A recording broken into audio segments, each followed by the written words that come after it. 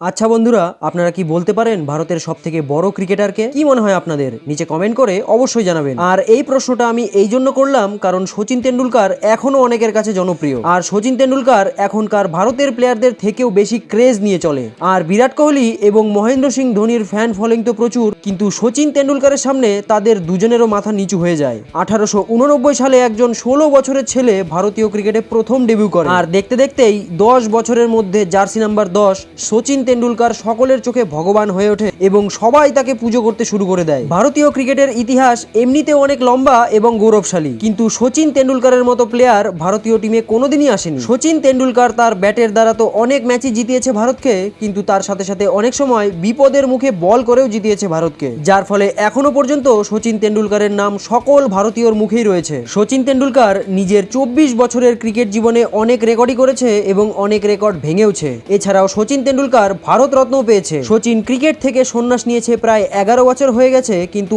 আজও সচিন তেন্ডুলকারের ক্রেজ কম হয়নি। তাই এখনো পর্যন্ত ধোনি, রোহিত, কোহলি সচিন তেন্ডুলকারের পেছনেই আসে। তবে মহেন্দ্র সিং ধোনি এবং বিরাট কোহলির ভক্তরা বলে যে সচিন বিশ্বকাপ তখন জিতেছিল যখন টিমে নাকি ধোনি আর কোহলি ছিল। তবে এই ব্যাপারে আপনাদের কি বলার রয়েছে বন্ধুরা? নিচে কমেন্ট করে অবশ্যই জানাবেন। ফিরছি পরের ভিডিওতে বন্ধুরা, ততক্ষণ পর্যন্ত সকলকে ধন্যবাদ।